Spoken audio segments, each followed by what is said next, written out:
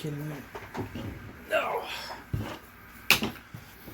Alright guys, so as you can see here, I have a green tree that did not shed well like I had talked about in my previous video. This girl, I did not moisten, like, damn it, get my camera straight.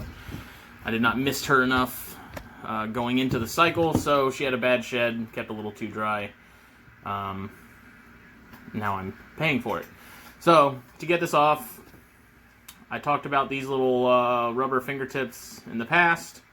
And basically what I do is I grab them and just gently, because some of these they can be kind of irritating to the skin because they are a little rough. And just gently rub it down. If you wet it a little bit, it probably helps. The snake's, she doesn't like it at all, but unfortunately it's gotta happen. This is just too much to leave. If there's a little bit, sometimes I'll just leave it and let them work it off. But for the most part, stop. She's not a fan. And the important thing is, too, is when you're doing this, after you're done, leave them be for a few days. Let them calm down. They really don't enjoy it. It's very stressful. You can soak. This is how I prefer to do it. I like to just kind of get it over with. The tail tip, she did get off, so that's important. I've talked about that. Making sure that both the eye caps and the very tip of the tail, making sure those come off is very important. Especially the tail tip, because over time it can constrict the tip of the tail and they will lose blood, they'll lose circulation, and the tail tip will just fall off at some point. So, but yeah, this is pretty much just what I do, is just taking this rubber fingertip. I think they're used for like counting money. You can get them at Staples. Box of 12 is like $3. This one I got off Amazon. And I mean, they work really well. They grab it and they pull it right off. Snake is not happy. Like I said, I try to get this kind of done as quick as I can.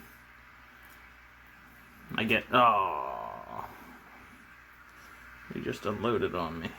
Yuck. Get it done as quick as you can. Get the snake in and out.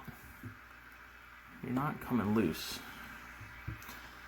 Like I said, the snakes do not enjoy this. I don't like doing it to them.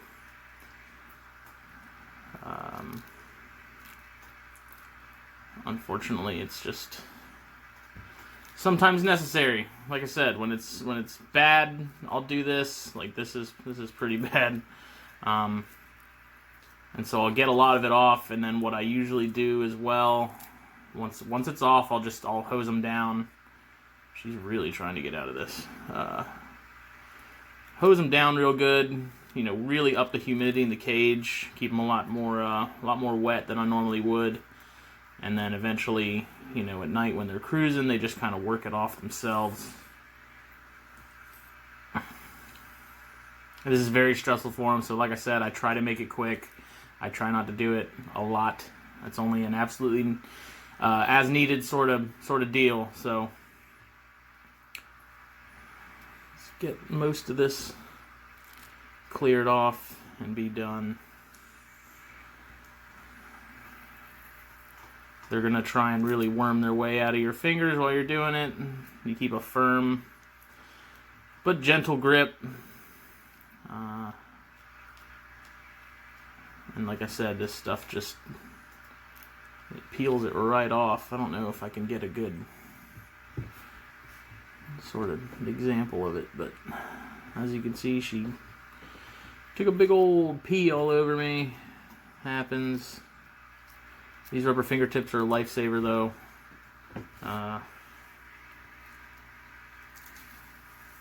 There we go. It looks like she got pretty much most of the sides off. It's just it's like the back that didn't happen. So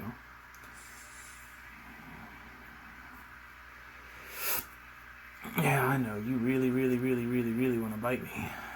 I understand. I'd want to bite me too.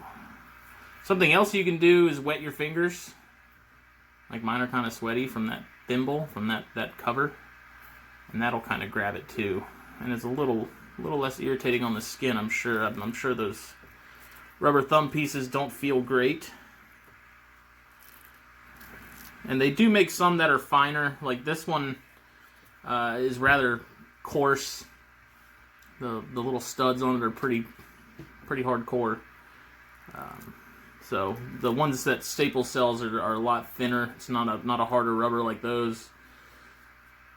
So they're a little more gentle. But sometimes if it's been stuck on there a while, you need something a little more hardcore. So the neck, that's thinner skin, so that's where it really will stick to. And sometimes, if you leave a little bit on there, it's usually not a big deal. Most of the time it'll come off with the next shed as long as you catch it like I didn't do with this one. If you pay attention to kind of what's going on. And you can avoid this entirely. But as long as the tail tip's good, we're in decent shape. And you can expect them to writhe around. You can expect them to poo or pee on you. It's going to happen. It's kind of just their automatic defense is to just make themselves as unappealing as possible to whatever they think is trying to eat them, which is what this girl thinks I'm doing right now. She really thinks I'm trying to, that I'm going to eat her. I'm a predator, even though I'm not. I'm the one who feeds her. She just doesn't appreciate me like some of the other snakes do. So.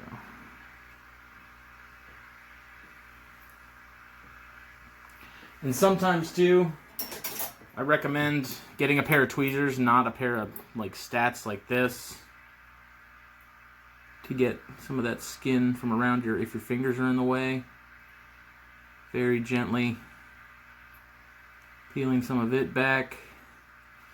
Smaller, like regular size tweezers definitely help, as long as they're not super sharp. You don't want them to be the sharp variety, because you don't want to scratch or hurt your snake. Obviously, you want to use something a little more delicate, a little sort of like safety scissors in a way, something rounded at the tip.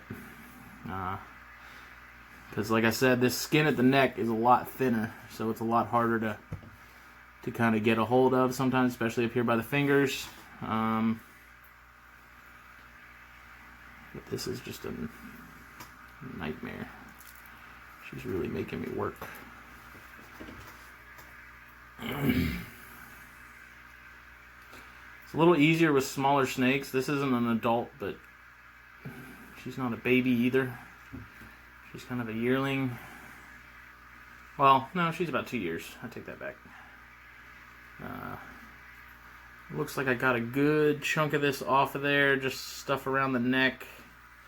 That's something where, like I said, I'll just hose her down, and if it doesn't seem to be coming off, then we'll play this game again.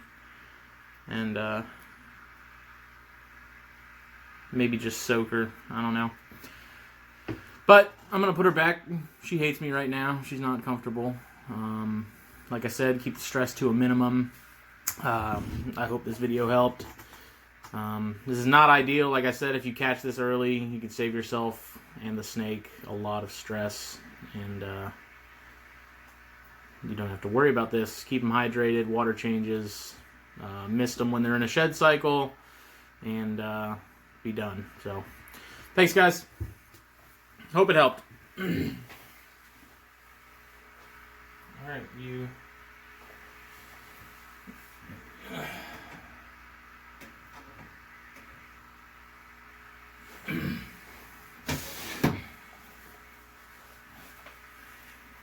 Gross.